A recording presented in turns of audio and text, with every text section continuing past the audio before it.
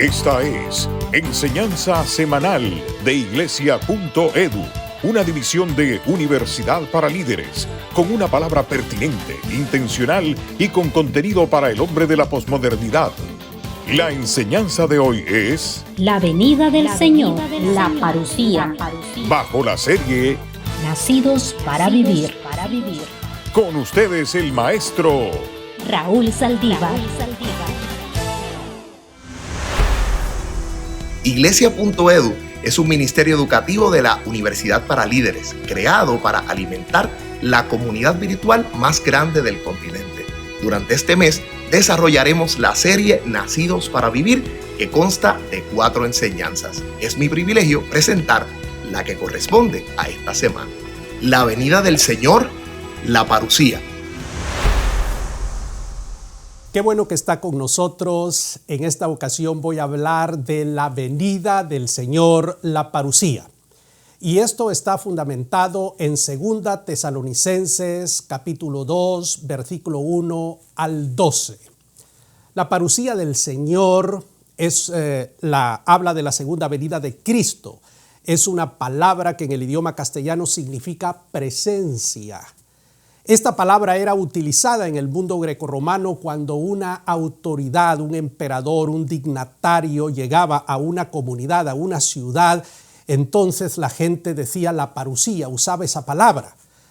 Y es exactamente la misma palabra que el apóstol San Pablo utiliza para referirse a la segunda venida de Cristo, como un acontecimiento extraordinario y espectacular. Así que yo voy a hablar acerca de eso, de la parusía, de la presencia del Señor Jesucristo, que es el acontecimiento más esperado por la iglesia. Mis objetivos para esta enseñanza son los siguientes. Número 1, afirmar la realidad de la parusía del Señor.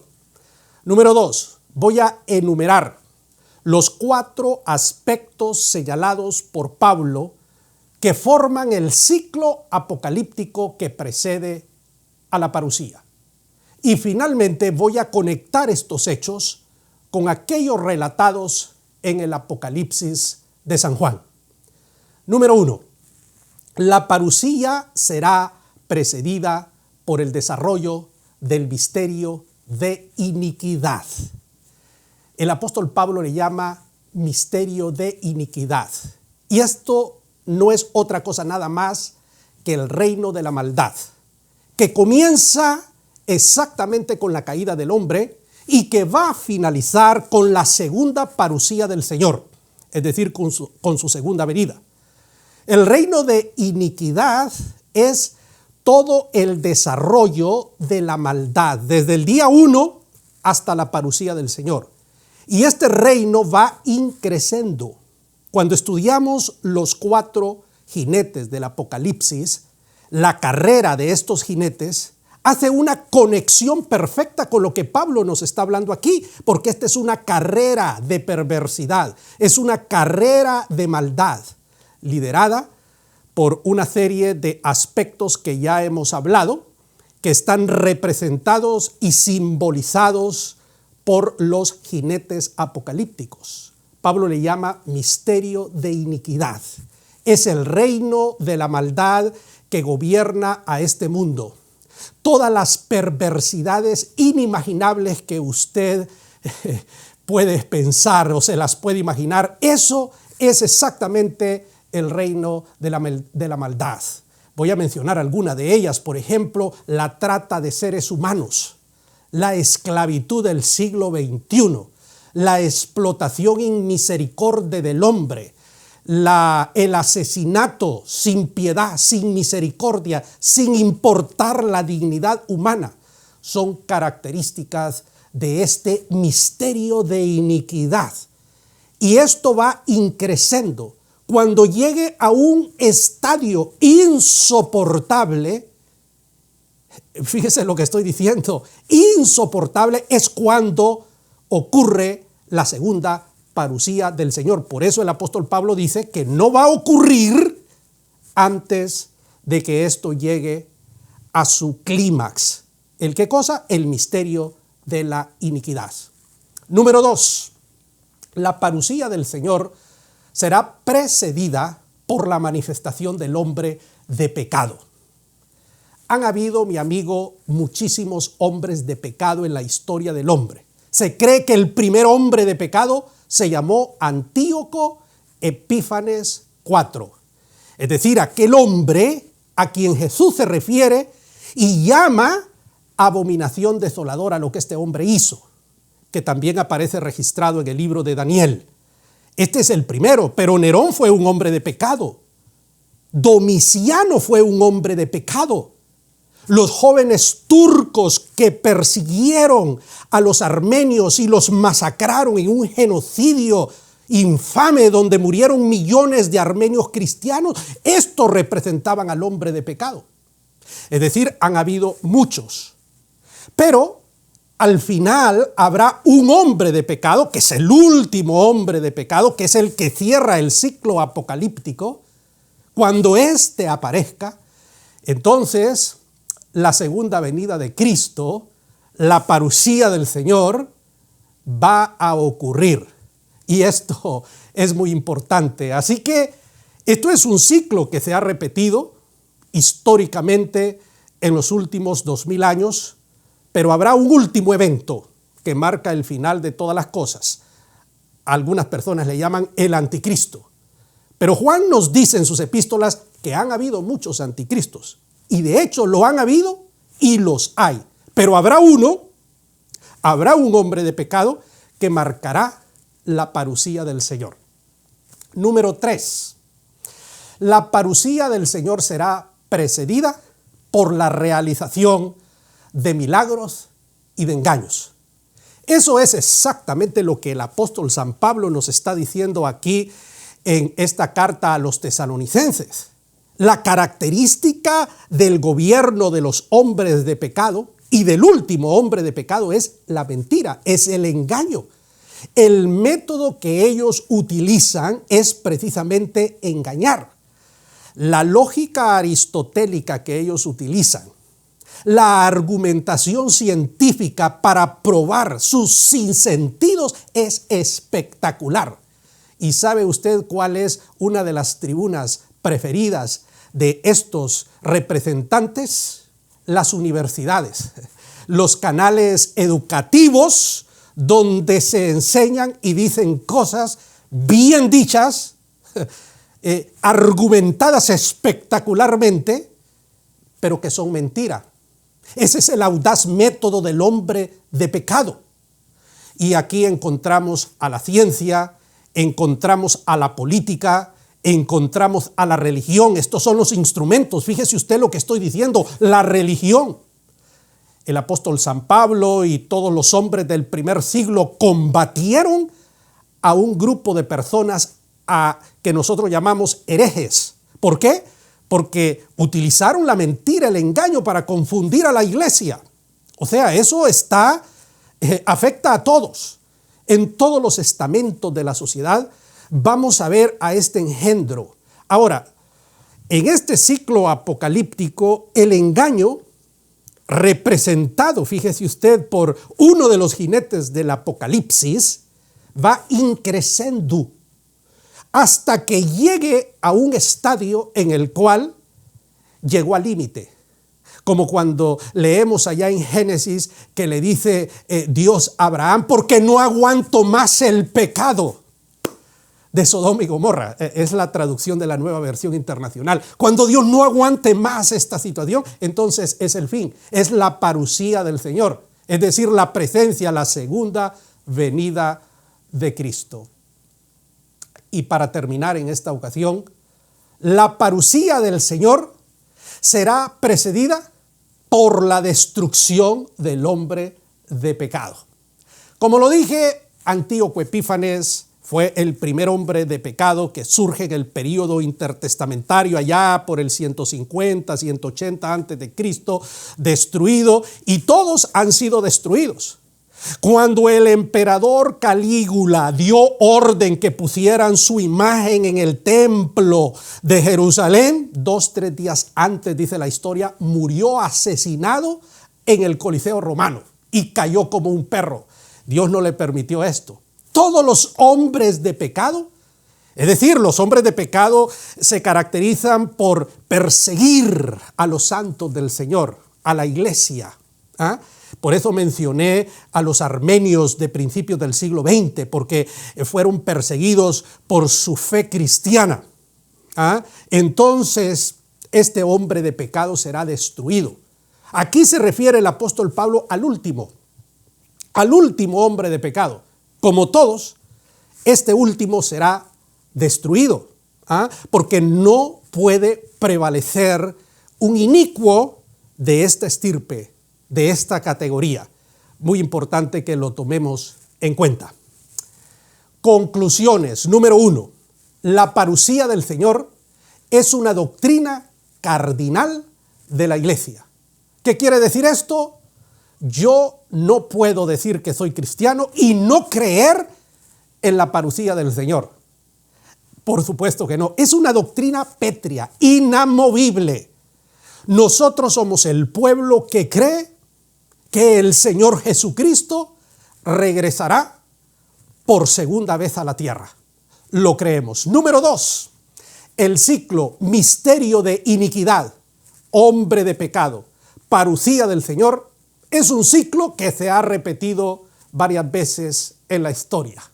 Es un ciclo que comienza, como ya lo he dicho, con Antíoco Epífanes y se repite una y otra vez, pero habrá un último evento, es decir, porque es algo que va como en espiral, y entonces ese sí es el final.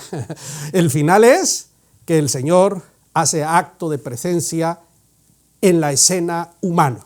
Un ciclo que se ha repetido una y otra vez. Tercera conclusión. El misterio de iniquidad o carrera de los jinetes apocalípticos comenzó en el Edén, va increciendo hasta la parusía. Por eso dije al principio que íbamos a conectar esto con Apocalipsis. Es que el texto sagrado está interconectado. Esta es una carrera, por eso utilizó la figura de los corceles, porque ellos hacen una carrera. El misterio de la iniquidad es una carrera que comienza con la caída del hombre y termina con la parusía del Señor. Muy importante. Otra conclusión, el hombre de pecado es todo aquel poder que se levanta contra los santos del Altísimo y en el caso que nos ocupa contra la iglesia. En la época de Antíoco Epífanes se levantó contra el pueblo de Israel. En este momento la iglesia no existía, el Señor no había venido por primera vez. Pero esto se ha repetido y la primera gran persecución contra la iglesia la desató aquel emperador Nerón. Y como este hubo otros, pero no solamente ellos, la iglesia ha sido perseguida históricamente, por ejemplo en la época de la Reforma, los hugonotes. Hugonotes era el nombre, el apodo que se le daba a los cristianos en Francia allá en la época medieval. Fueron masacrados, asesinados.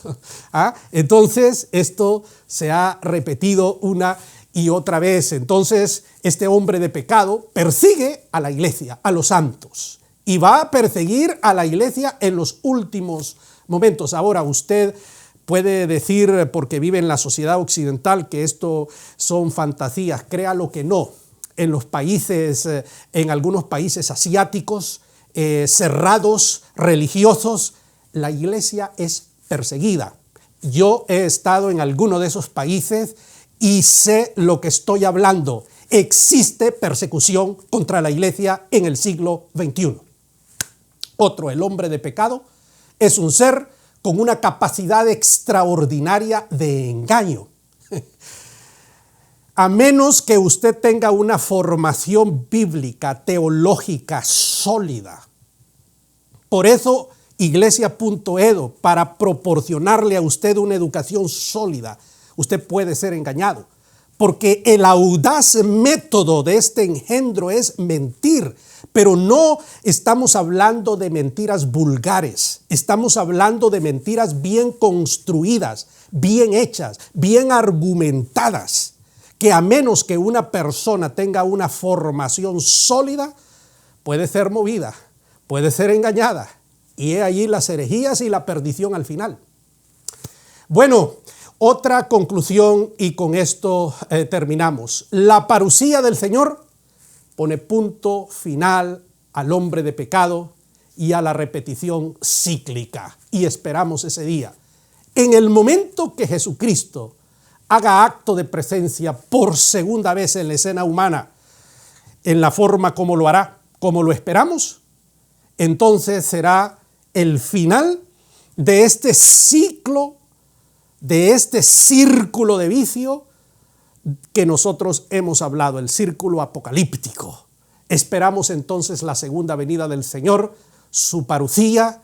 Qué bueno que ha estado con nosotros. Gracias por acompañarnos y yo espero de lo más profundo de mi corazón que esta enseñanza haya sido de utilidad. Muchísimas gracias.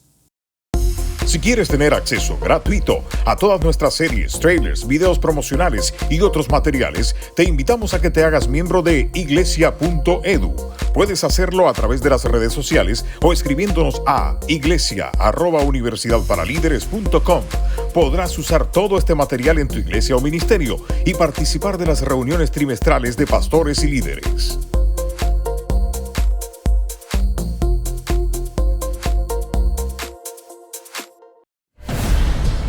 Enseñanza semanal de iglesia.edu.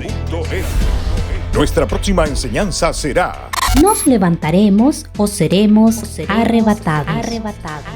Cuando el Señor regrese por segunda vez a la tierra, o sea, la parusía, entonces van a ocurrir dos eventos concomitantes. Hemos tratado de interpretar estas cuestiones literalmente.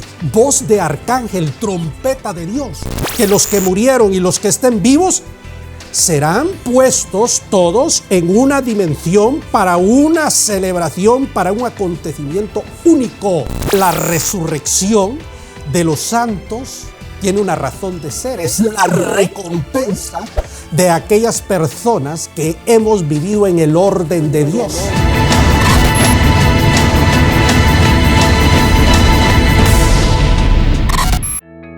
Sé un líder, estudia predicación y elocuencia. Si Dios te ha llamado a predicar el Evangelio, este diploma es para ti. 2 módulos teóricos, 2 prácticos, 8 meses y un estudio que llevará tu ministerio a otro nivel. Todo lo que necesitas saber en el teléfono 904-415-3464.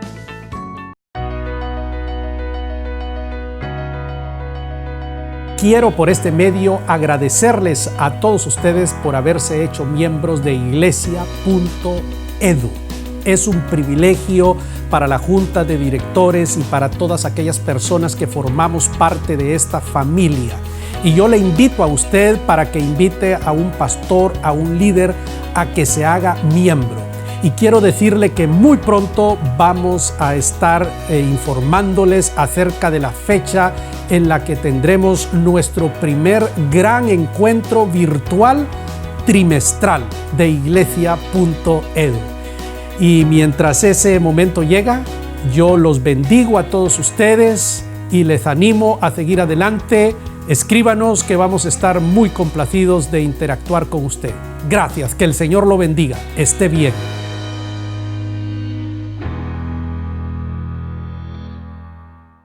Esta ha sido Enseñanza Semanal de iglesia.edu, una división de Universidad para Líderes. Te invitamos a que compartas con tus amigos esta enseñanza. Te esperamos por este mismo medio y a esta misma hora.